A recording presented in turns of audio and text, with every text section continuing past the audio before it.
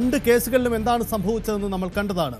ആ കേസുകളിൽ ഇപ്പോഴും നോട്ട് ടു അറസ്റ്റ് എന്ന സാങ്കേതികമായ നിയമ പിന്തുണയിലാണ് രാഹുൽ മുന്നോട്ട് പോകുന്നത്. ഇതിനിടയിലാണ് അപ്രതീക്ഷിതമായി മൂന്നാമത്തെ കേസ് സംഭവിക്കുന്നത്. അന്വേഷണ സംഘം നടത്തിയ വളരെ ചടുലമായ രഹസ്യമായ നീക്കങ്ങൾക്കൊടുവിൽ ഇന്നലെ രാത്രിയിലാണ് പിടിക്കപ്പെടുന്നത്. ക്രൂരമായ ലൈംഗിക പീഡനവും ഗർഭചിത്രവും സാമ്പത്തിക ചൂഷണവും ഉന്നയിച്ച് വിദേശത്തുള്ള യുവതിയാണ് പരാതി നൽകിയത്. യുവതി AIG പൂങ്കുഴലിക്ക് നൽകിയ പരാതിയുടെ അടിസ്ഥാനത്തിലാണ് ഇന്നലെ പാലക്കാട്ടെ ഹോട്ടലിൽ നിന്നും അർദ്ധരാത്രി 12:30 രാഹുലിനെ കസ്റ്റഡിയിലെടുത്തത്.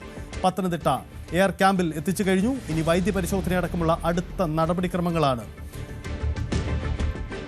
വിവാഹം കഴിക്കാമെന്ന് വാഗ്ദാനം ചെയ്ത രാഹുൽ കുഞ്ഞ് വേണമെന്ന് നിർബന്ധിച്ചു. കുഞ്ഞുണ്ടായാൽ വീട്ടിൽ വിവാഹത്തിന് സമ്മതിക്കുമെന്ന് വിശ്വസിപ്പിച്ചു. ഗർഭിണിയാണെന്ന് വിവരം അറിയിച്ചപ്പോൾ അസഭ്യം പറയുകയും മറ്റാരുടെയെങ്കിലും കുഞ്ഞാകുമെന്ന് അധിക്ഷേപിച്ചതായും ഈ യുവതി അതിജീവിത പരാതിയിൽ ഉന്നയിക്കുന്നു. ഇതിന്റെ അടിസ്ഥാനത്തിലാണ് DNA പരിശോധനയ്ക്ക് താൻ തയ്യാറായതെങ്കിലും രാഹുൽ സഹകരിച്ചില്ലെന്നും യുവതിയുടെ പരാതിയിൽ വ്യക്തമാക്കുന്നു. രാഹുലിനെ കസ്റ്റഡിയിലെടുക്കാൻ പോലീസ് എത്തുന്നതും കസ്റ്റഡിയിലെടുത്തു കൊണ്ടുപോകുന്നതും അടക്കമുള്ള CCTV ദൃശ്യങ്ങളും ഇതിനിടയിൽ പുറത്തു വന്നിട്ടുണ്ട്. പാലക്കാട്ടെ KPM ഹോട്ടലിൽ നിന്ന് ഇന്നലെ അർദ്ധരാത്രിയാണ് പിടികൂടുന്നത്. ആ ദൃശ്യങ്ങൾ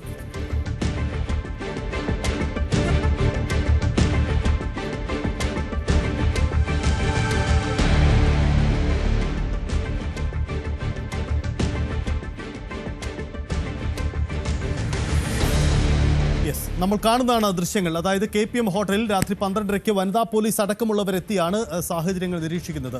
ഈ SITയുടെ നീക്കം ശ്രദ്ധേയമാണ്. കാരണം നമുക്കറിയാം, രാഹുലിനെതിരെ മുമ്പ് പരാതി ഉണ്ടായിരുന്നപ്പോൾ ഒരു MLA സ്ഥാനത്ത് നിന്നും ഒളിവിൽ പോവാൻ തയ്യാറായ വ്യക്തിയാണ് രാഹുൽ മാങ്കൂട്ടത്തിൽ. അങ്ങനെ ദീർഘനാളുകളെ ഒളിവിൽ ജീവിതത്തിന് ശേഷം കോടതിയിൽ നിന്ന് മുൻകൂർ ജാമ്യം തേടി തിരികെ വന്ന് മണ്ഡലത്തിൽ സജീവമാകാനും പൊതുമണ്ഡലത്തിൽ സജീവമാകാനും പൊതുരാഷ്ട്രീയത്തിലൊക്കെ ഇടപെട്ടുകൊണ്ട് അഭിപ്രായം പറയാനുമൊക്കെ ഇത്ര ഗുരുതരമായ ആക്ഷേപം നിലനിൽക്കുമ്പോഴും രാഹുൽ മാങ്കൂട്ടം തയ്യാറായി. അങ്ങനെ തിരിച്ചു വരവിനുള്ള ശ്രമങ്ങൾക്കിടയിലാണ് മൂന്നാമത്തെ പരാതി അപ്രതീക്ഷിതമായി കടന്നു വരികയും രാഹുലിനെ കുടുക്കുകയും ചെയ്യുന്നത്. യഥാർത്ഥത്തിൽ രാഹുൽ മാങ്കൂട്ടത്തിൻ്റെ ഈ നീക്കം എതിരായി ഈ നീക്കം വളരെ പ്രധാനപ്പെട്ടതാണ്. എന്താണ് സംഭവിച്ചത് എന്നതാണ് പ്രധാനപ്പെട്ട കാര്യം. വൈദ്യപരിശോധന അടക്കമുള്ള കാര്യങ്ങളാണ് ഇനി നടക്കാൻ പോകുന്നത്. എന്താണ് ഈ നീക്കം? ഇനി അന്വേഷണ സംഘത്തിൻ്റെ ഈ നീക്കത്തിൽ ചോദ്യം ചെയ്യൽ ഇപ്പോഴും പുരോഗമിക്കുകയാണ്. ഇതിന് തുടർ നീക്കങ്ങൾ എന്തൊക്കെയെന്ന കാര്യം കൂടി നമുക്ക് നോക്കാം. ഡാൻ കുര്യൻ നമുക്കൊപ്പമുണ്ട്. ഡാൻ, നമുക്ക് ഡാനിലേക്ക് വരാം. ആദ്യം SITയുടെ ഈ നീക്കമാണ് ശ്രദ്ധേയമായ ഒരു കാര്യം. SIT ഇന്നലെ നടത്തിയ നാടകീയമായ നീക്കം അത് തന്നെയാണ് ഈ കേസിൽ ഈ അറസ്റ്റിലേക്ക് എത്തിക്കുന്ന സാഹചര്യം ഉണ്ടായത്. ഇന്നലെ അർദ്ധരാത്രിയോടുകൂടി നടക്കുന്ന ഈ അറസ്റ്റിന് മുമ്പ് വലിയ മുന്നൊരുക്കങ്ങൾ SIT ടീം നടത്തിയിരുന്നു. എന്തായിരുന്നു നീക്കം? MG മിഥുൻ നമുക്കൊപ്പമുണ്ട്. മിഥുൻ, സുപ്രധാനമാണ് SITയുടെ നീക്കം. കാരണം ആദ്യ 2 പരാതിയിലും എന്ത് സംഭവിച്ചു എന്ന് നമ്മൾ കണ്ടതാണ്. അപ്പോൾ ഒരു പഴുതു നൽകാതെ, ഒരു മുൻകൂർ ജാമ്യ സാധ്യതകൾ തേടാൻ അനുവദിക്കാതെ SIT ഒരു നടത്തിയ നീക്കമാണ്. അങ്ങനെയെങ്കിൽ ഈ പരാതി വന്നത് എപ്പോഴാണ്? അതിനുശേഷം SIT ഇന്നലെ അടക്കം നടത്തിയ നീക്കങ്ങളെ നമുക്ക് എങ്ങനെയാ സാഹചര്യങ്ങൾ പറയാൻ കഴിയും?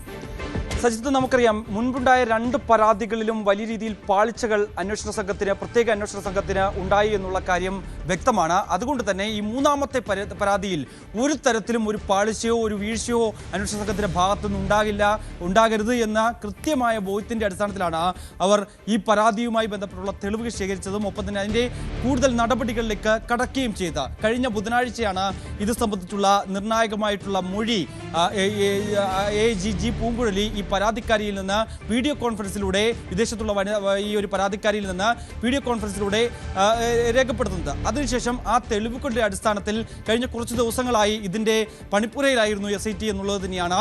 അതിനുശേഷം കൃത്യമായ രീതിയിൽ അവർ അന്വേഷണം ഏകോപിപ്പിച്ചു. ഒരു തരത്തിലും ഈ വിവരങ്ങൾ ചോർന്നു പോകാതെ പ്രത്യേകം അത് അന്വേഷണ സംഘം ശ്രദ്ധിച്ചു എന്നുള്ളതാണ്. മുൻകാലങ്ങളിലൊക്കെ ഉണ്ടായിട്ടുള്ള സംഭവവികാസങ്ങൾ നമുക്കറിയാവുന്നതാണ്. പലതരത്തിലും ഈ അന്വേഷണ സംഘത്തിലുള്ള ഉദ്യോഗസ്ഥർ തന്നെ രാഹുൽ മാങ്കൂട്ടത്തിന് ഈ കൃത്യമായി വിവരങ്ങൾ ചോർത്തി നൽകിയതാണ്. അതുകൊണ്ട് തന്നെ രാഹുലിന് ഈ മുൻകൂർ ജാമ്യം അപേക്ഷിക്കാനുള്ള ഒരു കാലതാമസം, അതിനുള്ള ഒരു സമയം ലഭ്യമാവുകയും ഒപ്പം തന്നെ രാഹുലിന് അവിടെ നിന്ന് രക്ഷപ്പെട്ട് ഓടാനുള്ള ഒരു സാഹചര്യം ഒക്കെ കൊടുക്കുകയും ചെയ്തു എന്നുള്ളത് നമ്മൾ കാണുകയും ചെയ്തതാണ്. അതുകൊണ്ട് തന്നെയാണ് ഇപ്പോൾ കൃത്യമായ പഴുതടച്ച ഒരു നീക്കം. വളരെ കുറച്ച് ഉദ്യോഗസ്ഥർ മാത്രം, അതായത് വിശ്വസ്തരായിട്ടുള്ള വളരെ കുറച്ച് ഉദ്യോഗസ്ഥർ മാത്രം അടങ്ങിയ ഒരു സംഘത്തെ രൂപീകരിക്കുന്നു. ആ സംഘം കൃത്യമായി ഏൽപ്പിച്ച പണിയെടുത്തു എന്ന് തന്നെയാണ് നമുക്ക് കരുതേണ്ടിയിരിക്കുന്നു. അങ്ങനെ ഇന്നലെ രാവിലെ അവർ പാലക്കാട്ടേക്ക് എത്തുന്നു. രാഹുൽ മാങ്കൂട്ടത്തിൽ ഇന്നലെ പാലക്കാട്ടുണ്ടായിരുന്നു, വിവിധ പരിപാടികളിൽ പങ്കെടുക്കുന്നുണ്ടായിരുന്നു MNA എന്ന നിലയിൽ. ഒപ്പം തന്നെ ക്ഷേത്ര സന്ദർശനവും ഒക്കെയായി. അതിൻ്റെ ദൃശ്യങ്ങളും അതിൻ്റെ ചില ഫോട്ടോകളും ഒക്കെ MLA തന്നെ അദ്ദേഹത്തിൻ്റെ ഫേസ്ബുക്ക് പേജിലൂടെ പങ്കുവയ്ക്കുകയും ചെയ്തതാണ്. അപ്പോൾ കൃത്യമായി രാവിലെ അന്വേഷണ സംഘം കൃത്യമായി പ്ലാൻ ചെയ്ത പോലെ തന്നെ പാലക്കാട്ടത്തെത്തുന്നു. അതിനുശേഷം KPM ഹോട്ടലിലാണ്, അതായത് ഈ കഴിഞ്ഞ 2 പരാതികളുടെയൊക്കെ അടിസ്ഥാനത്തിൽ പിന്നീട് മുൻകൂർ ജാമ്യം നേടിയതിനു ശേഷം രാഹുൽ മാങ്കൂട്ടത്തിൽ പാലക്കാട് എത്തിയതിനു ശേഷം അതിനു മുമ്പ് താമസിച്ചിരുന്ന ആ ഫ്ലാറ്റ്, അവിടുത്തെ പ്രതിഷേധങ്ങളൊക്കെ, അതായത് അവിടുത്തെ മറ്റ് ആളുകളൊക്കെ വലിയ പ്രതിഷേധം ഉയർത്തിയിരുന്നു. രാഹുൽ ഇവിടുന്ന് ഒഴിഞ്ഞു പോകണമെന്നുള്ള ആവശ്യമൊക്കെ ഉയർത്തുകയും ചെയ്തു. അതിൻ്റെ അടിസ്ഥാനത്തിൽ പാലക്കാട്ടെ ആ ഫ്ലാറ്റ് രാഹുൽ മാങ്കൂട്ടത്തിൽ ഒഴിഞ്ഞിരുന്നു. പിന്നാലെയാണ് അതിനുശേഷം എപ്പോൾ പാലക്കാട്ടേക്ക് എത്തിയാലും KPM ഹോട്ടലിനെ കുറിച്ച് നമുക്കറിയാവുന്നതാണ്. വളരെ വിവാദമായ ഒരു ഹോട്ടൽ കൂടിയാണ്.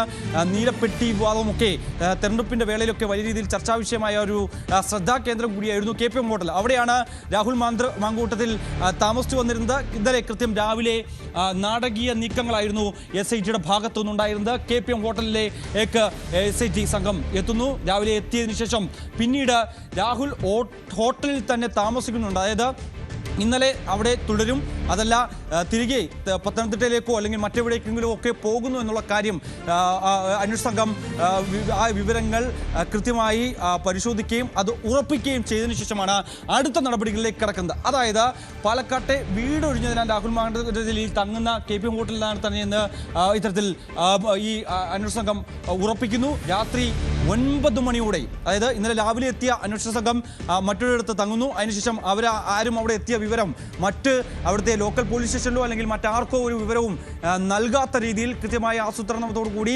കൃത്യമായി പ്ലാൻ ചെയ്ത പ്രകാരം തന്നെ SIT അവിടെ എത്തുന്നു. അതിനുശേഷം രാത്രി 9 മണിയോടുകൂടി SIT സംഘം ഹോട്ടലിലെത്തുന്നു. അപ്പോഴും അവർ പ്രത്യേകം ശ്രദ്ധിക്കുന്നുണ്ട്, അതായത് ഒരു തരത്തിലും തങ്ങളെ ആരും തിരിച്ചറിയാൻ പാടില്ല. ആ സമയത്ത് രാഹുലുണ്ടോ അല്ലെങ്കിൽ രാഹുലിൻ്റെ ഈ 202 നമ്പർ മുറിയിൽ രാഹുൽ തങ്ങുന്നു എന്ന് ഉറപ്പിക്കുകയും ചെയ്യുന്നു. കൂടാതെ തന്നെ മറ്റാരെങ്കിലും ഈ വേളയിൽ അവിടെ ഉണ്ടോ എന്നുള്ള കാര്യം കൂടി അന്വേഷണ സംഘം പരിശോധിക്കുന്നു. രാഹുലിന്റെ റൂമിൽ മറ്റാരുമില്ലെന്ന് ഉറപ്പ് വരുത്തിയതിനു ശേഷമാണ് അടുത്ത നടപടിയിലേക്ക് SIT സംഘം കടക്കുന്നത്. ഹോട്ടലിൽ താമസിച്ച് നിരീക്ഷണം നടത്തുന്നു എന്നുള്ളതാണ്. അതായത് രാഹുലിന്റെ റൂമിന് തൊട്ടടുത്തായി സംഘം ഒരു റൂം എടുക്കുന്നു.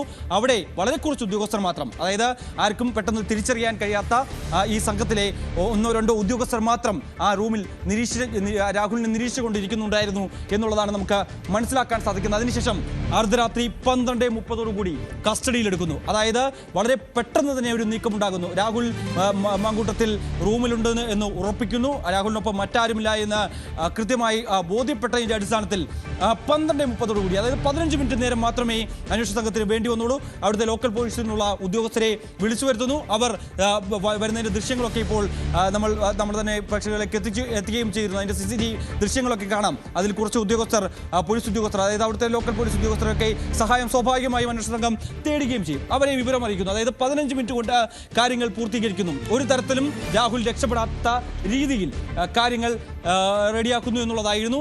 ആ രീതിയിൽ അറസ്റ്റ് 12:00 രേഖപ്പെടുത്തി വാർത്ത പുറത്ത് അറിയും മുമ്പ് രാഹുലുമായി സംഘം ജില്ല വിടുന്നു എന്നുള്ളതാണ് ഏറ്റവും പ്രധാനപ്പെട്ട കാര്യം. അതായത് ഒരു തരത്തിലും മറ്റാരെയും വിവരം അറിയിക്കാതെ വളരെ രഹസ്യമായി കൃത്യമായി പ്ലാൻ ചെയ്തതിൻ്റെ അടിസ്ഥാനത്തിൽ മുൻ പരാതികളിൽ ഉണ്ടായ പാളിച്ചകൾ ഈ കേസിൽ ഒരു തരത്തിലും ഉണ്ടാകരുത് എന്ന ദൃഢനിശ്ചയം AG പൂങ്കുഴലിക്കും ഒപ്പം തന്നെ സംഘത്തിനും ഉണ്ടായിരുന്നു. അതുകൊണ്ട് തന്നെ ഈ കൊടും ക്രൂരത നടത്തിയിട്ടുള്ള ഒരു ജനപ്രതിനിധിയായിട്ടുള്ള രാഹുൽ മാങ്കൂട്ടത്തിൽ ഈ കേസിലെങ്കിലും പിടിക്കപ്പെടണം. മറ്റ് 2 കേസിലും ഉണ്ടായ പാളിച്ചകൾ മൂലം കോടതിയിൽ നിന്ന് പരിരക്ഷ ഉണ്ടായെങ്കിൽ പോലും ഈ കേസിലുണ്ടാകാൻ പാടില്ല. കാരണം ഈ കേസിലും സമാനമായ രീതിയിലുള്ള ഒരു രീതി ഉണ്ടായാൽ അത് മറ്റു പരാതിക്കാരെ കൂടി ബാധിക്കുമെന്നുള്ളതാണ്. അവർ പരാതി നൽകാൻ മുൻപോട്ട് വരാത്ത ഒരു സാഹചര്യം ഉണ്ടാകുമെന്നുള്ള ഒരു വിലയിരുത്തലുണ്ട്. പ്രത്യേകിച്ച് നമുക്കറിയാം, ആദ്യ പരാതി വന്ന വേളയിലൊക്കെ വ്യാപകമായ രീതിയിലുള്ള സൈബർ ആക്രമണം, ഇരയുടെ ഫോട്ടോ അടക്കം പ്രചരിപ്പിക്കുന്നു. അങ്ങനെ സൈബർ ഇടങ്ങളിൽ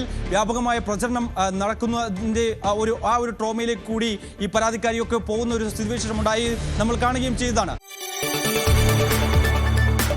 കൂടുതൽ വാർത്തകൾക്ക് News 18 Keralam YouTube channel subscribe ചെയ്യുക.